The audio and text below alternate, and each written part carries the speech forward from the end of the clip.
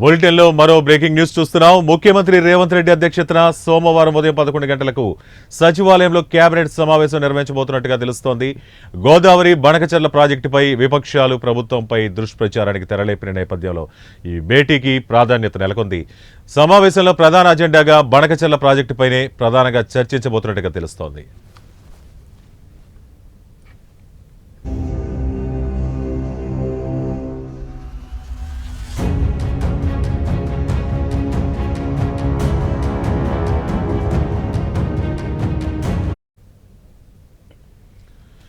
ఇక ఆంధ్రప్రదేశ్ ప్రభుత్వం బనకచెర్లకు సంబంధించి ఫ్రీ ఫీజిబిలిటీ రిపోర్టును సిడబ్ల్యూసీకి పంపిన విషయం, ప్రాజెక్టు లక్ష్యాలు, అంచనా వ్యయం, నీటి వినియోగ వివరాలను రాష్ట్ర నీటిపారుదల శాఖ అధికారులతో పూర్తి వివరాలు తెప్పించుకుని ఈ సమావేశంలో సహచర మంత్రులకు మంత్రి ఉత్తమ్ కుమార్ రెడ్డి వివరించనున్నారు. ఇక ఏపీ ప్రభుత్వం చేపట్టబోతున్న ప్రాజెక్టుకు తెలంగాణ ప్రభుత్వం అభ్యంతరం తెలుపుతూ కేంద్ర జలశక్తి మంత్రి సిఆర్ పాటిల్ కలిసిన అంశాలను కేబినెట్లో ప్రస్తావించనున్నారు.